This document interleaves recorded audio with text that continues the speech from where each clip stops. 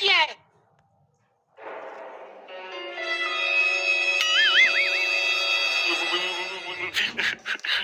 मेरी बात मान ले, इतने ठंड में मुझे टैंक के ठंडे पानी में मत घुसा। मैंने कहा टैंक के पानी में 1 घंटा रहो। बंदूक में गोली है, दिखाने के लिए नहीं है ये।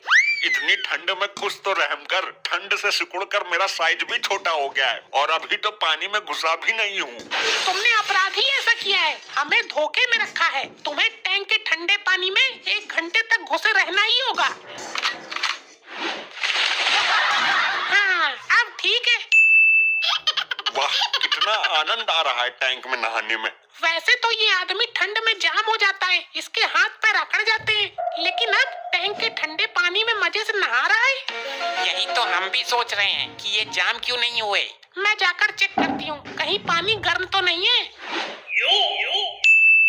मॉम, आपने तो चेक करने में ही आधा घंटा लगा दिया। आपको भी नहाने में आनंद आ रहा है क्या डैड की तरह? बेटा, तेरा बाप तो जाम नहीं हुआ, लेकिन मैं जाम हो गई हूँ। मेरा शरीर अकड़ गया है, इसीलिए टैंक के अंदर से बाहर नहीं आ पा रही हूँ। क्या?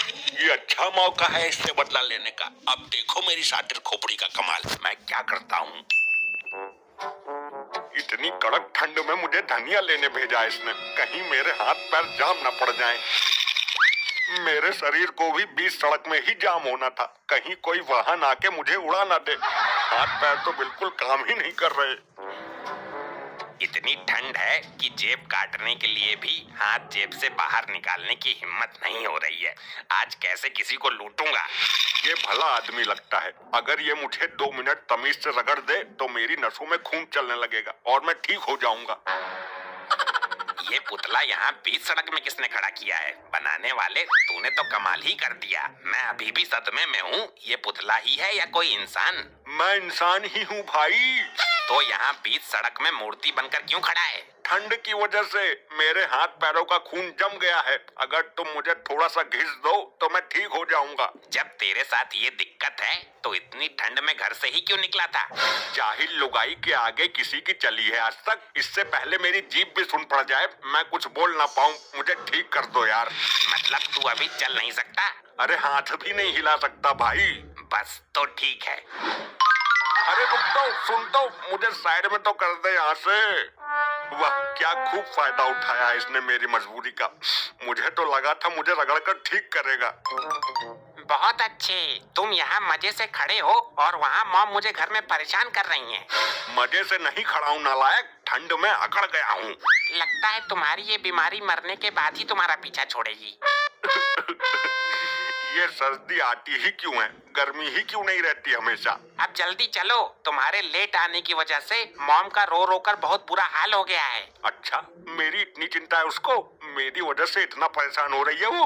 तुम्हारी वजह से नहीं हो रही है, तुमसे जो धनिया मंगवाया था उसकी वजह से परेशान है। खाना बनाने में लेट हो रहा है उनको। तो खड़ा क्यों है नालायक? मेरे हाथ पैर रगड़, मुझे घर तक पहुंचने के लायक तो कर। ये अच्छी बीमारी पल्ले बंदी है यार हमारे तो। बीमारी है इनकी और परेशान हम होते हैं। मॉम, आ गए डैड। बीच रास्ते में जाम खड़े थे। पता नहीं कौन सी वैरायटी का आदमी है, थोड़ी सी ठंड पड़ी नहीं कि जाम हो जाता है। ठंड में खून जम जाता है मेरा, हाथ पैर शून्य पड़ जाते हैं। चलो ये तो अच्छा हुआ कि मेरी शादी ठंड में नहीं हुई, वरना सुहाग रात पर ही जम जाता ये तो। मैंने फैसला कर लिया है, पूरी ठंड नहाऊंगा नहीं और घर से बाहर भी नहीं जाऊंगा। मैंने धनिया मंगवाया था, वो कहाँ है? अरे वो मैं रास्ते में जाम पड़ गया था, एक चोर लेकर निकल गया धनिया तेरा। तुमको ऐसा लपाटा दूंगी कि खून का दौरा तेज हो जाएगा नसों में, फिर कभी जाम नहीं हो पाओगे। लो, जिस काम के लिए इतने डॉक्टर बदल दिए उसका इलाज तो घर में ही है। मॉम, दो एक लपाटा सूत के। मैं जाकर देखता हूँ। ये तो दुगलिया है, ये अच्छा मौका है इसको सामने से टक्कर मारने का। बोल दूंगा कि मैं जाम हो गया था। अरे आप भी बड़े नटखट हो देवर जी, सामने से हटे नहीं। अपनी नीयत सुधारो कुछ, जब तुम्हें पता है वो सामने से आएगी तो हट नहीं सकते थे।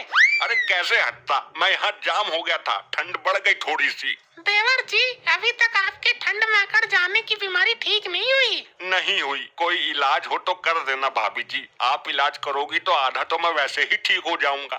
अच्छा, ये आपकी बीबी आपसे सर्दियों के दिन में इतना नाराज क्यों रहती हैं? आप तो जानती हो सर्दियों में रात को ठंड ज्यादा पड़ती है, हाँ, वो तो पड़ती ही है। तो ठंड में मेरे शरीर के सारे अंग जाम हो जाते हैं, फिर मैं कुछ कर नहीं पाता, तो बेचारी नाराज तो होगी। क्या मतलब, कहना क्या चाहते हो तुम? मेरा मतलब जब शरीर के सारे अंग ही जाम हो जाते हैं तो मैं घर का कुछ काम कर नहीं पाता, इसलिए आप नाराज रहती हो सर्दियों में। चलो बहन जी, अंदर बैठ के बातें करते हैं ना, आग भी जला लेंगे और थोड़ी सी पकौड़ी भी बना लेंगे। हाँ हाँ, क्यों नहीं।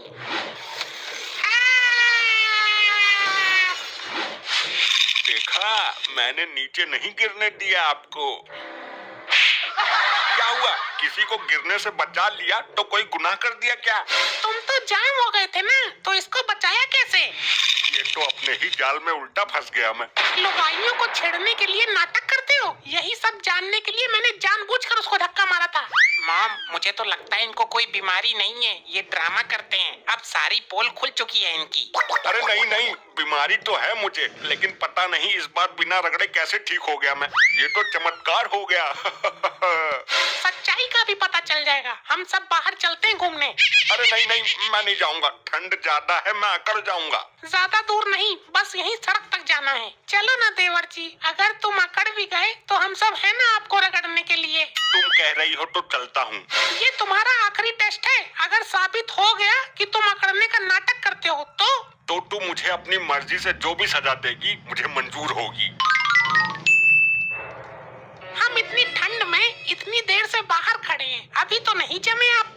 यही तो मैं भी सोच रहा हूँ, कहीं मैं ठीक तो नहीं हो गया, कहीं मेरा शक सही तो नहीं है। अभी साबित नहीं हुआ है, हो सकता है मैं बाद में अकड़ जाऊँ।